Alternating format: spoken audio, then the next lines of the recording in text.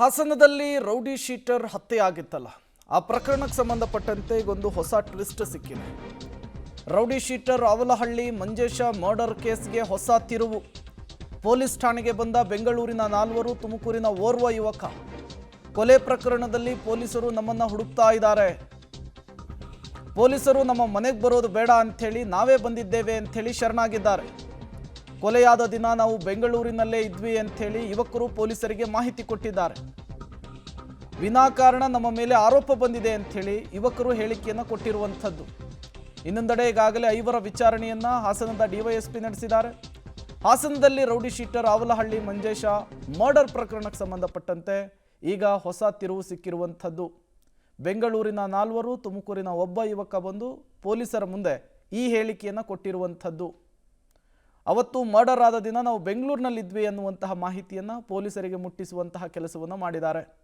ಪೊಲೀಸರು ನಮ್ಮನ್ನು ಹುಡುಕ್ತಾ ಇದ್ರು ಅನ್ನುವಂತಹ ಮಾಹಿತಿ ಇತ್ತು. ನಮ್ಮ ಮನೆಗೆ ಬಂದು ತಲಾಶ್ ಮಾಡಿದ್ದಾರೆ ಅನ್ನುವಂತಹ ವಿಚಾರ ಗೊತ್ತಾಯಿತು. ಹಾಗಾಗಿಯೇ ನಾವು ಪೊಲೀಸರ ಎದುರು ಬಂದು ಇರುವ ಎಲ್ಲ ಮಾಹಿತಿಯನ್ನು ಕೂಡ ಕೊಟ್ಟಿದ್ದೇವೆ ಅನ್ನುವಂತಹ ವಿಚಾರವನ್ನು ಪ್ರಸ್ತಾಪಿಸಿದ್ದಾರೆ. ಈಗಾಗಲೇ ಪೊಲೀಸರು ಇನ್ವೆಸ್ಟಿಗೇಷನ್ ಅನ್ನು ಕೂಡ ಚುರುಕುಗೊಳಿಸಿದ್ದಾರೆ. ಈ ನಡುವೆ ಈ ಪ್ರಕರಣಕ್ಕೆ ಹೊಸ ತಿರುವು ಸಿಕ್ಕಿರುವಂಥದ್ದು. ಡೀಟೇಲ್ಸ್ ಅನ್ನು ಕೊಡೋದಕ್ಕೆ ಶಶಿಧರ್ ನೇರ ಸಂಪರ್ಕದಲ್ಲಿ ಜಾಯಿನ್ ಆಗಿದ್ದಾರೆ. ಶಶಿಧರ್, ಇನ್ವೆಸ್ಟಿಗೇಷನ್ ಚುರುಕಾಗ್ತಾ ಇರುವಂತಹ ಸಂದರ್ಭದಲ್ಲಿಯೇ ಈ 5 ಜನ ಯುವಕರ ಎಂಟ್ರಿ ಈ ಪ್ರಕರಣಕ್ಕೆ ಯಾವ ರೀತಿಯ ತಿರುವನ್ನು ಕೊಟ್ಟಿದೆ ಅಂತ ಹೇಳಿ.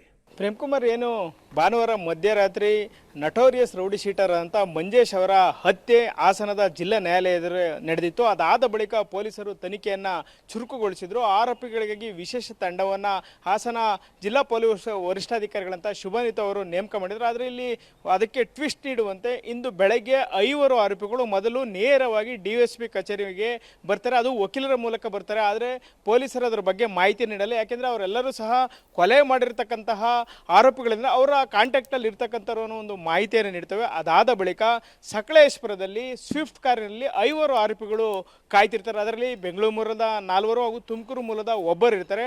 ಅವರೇ ನೇರವಾಗಿ ಬಂದು DSP ಕಚೇರಿಗೆ ಹಾಜರಾಗ್ತಾರೆ. ಆದರೆ ಅವರ ಹೇಳಿಕೆ ಏನು ಅಂತಂದರೆ, ನಾವು ಈ ಕೊಲೆ ಪ್ರಕರಣದಲ್ಲಿ ಭಾಗಿಯಾಗಿಲ್ಲ, ನಾವು ಈ ಕೊಲೆ ನಡೆದಾಗ ಬೆಂಗಳೂರಿನಲ್ಲಿದ್ದು, ಆದರೂ ಸಹ ಪೊಲೀಸರು ನಮ್ಮ ಮನೆಗಳಿಗೆ ಬಂದು ನಮ್ಮ ಪೋಷಕರನ್ನ ವಿಚಾರಣೆಯನ್ನು ನಡೆಸಿದರೆ ಈ ಕೊಲೆ ಪ್ರಕರಣಕ್ಕೂ ನಮಗೂ ಸಂಬಂಧವಿಲ್ಲ. ಹಾಗಾಗಿ ನಾವೇ ನೇರವಾಗಿ ಪೊಲೀಸರ ಮುಂದೆ ಹಾಜರಾಗ್ತಿದ್ವಿ. ಈ ಕೊಲೆ ಪ್ರಕರಣ ಏನಿದೆ ಅದರ ಮಾಹಿತಿಯನ್ನು ಸಂಪೂರ್ಣವಾಗಿ ನೀಡ್ತೀವಿ ಅಂತ ಮತ್ತೆ ಇವರು ಈಗ ಒಂದು 10 ನಿಮಿಷಗಳ ಹಿಂದೆ DSP ಕಚೇರಿಗೆ ಹಾಜರಾಗಿರ್ತಾರೆ. ಹಾಗಾಗಿ ಪೊಲೀಸ್ ತನಿಖೆ ಒಂದೆಡೆ ನಡೆದಿದ್ದಾರೆ. ಮತ್ತೊಂದೆಡೆ ಬೆಳಗ್ಗೆ 5 ಮಂದಿ ಆರೋಪಿಗಳು ಮತ್ತೆ ಮಧ್ಯಾಹ್ನ ನಂತರ 5 ಬಂದು ನೇರವಾಗಿ DYSP ಗಂಗಾಧರಪ್ಪ ಅವರ ಕಚೇರಿಗೆ ಆಗಮಿಸಿದರೆ. ಹಾಗಾಗಿ ಎಲ್ಲೋ ಒಂದು ಕಡೆ ಪ್ರಮುಖ ಆರೋಪಿಗಳು ಇದರಲ್ಲಿ ಏನು ಬಚಾವಾಗಲಿಕ್ಕೆ ಪ್ರಯತ್ನ ನಡೆಸಿದರೆ ಅವರ ಬದಲು ಬೇರೆ ಆರೋಪಿಗಳು ಬಂದು ಸರೆಂಡರ್ ಆಗ್ತಾರೆ ಅಂತ ಒಂದು ಚರ್ಚೆ ನಡೀತಾ ಇದೆ. ಯಾಕೆಂದರೆ ಪ್ರಮುಖ ಆರೋಪಿಗಳಿಗಾಗಿ ಈಗಾಗಲೇ ಹಾಸನ ಜಿಲ್ಲಾ ಪೊಲೀಸ್ ವರಿಷ್ಠಾಧಿಕಾರಿಗಳು ವಿಶೇಷ ತಂಡವನ್ನು ರಚಿಸಿದರು.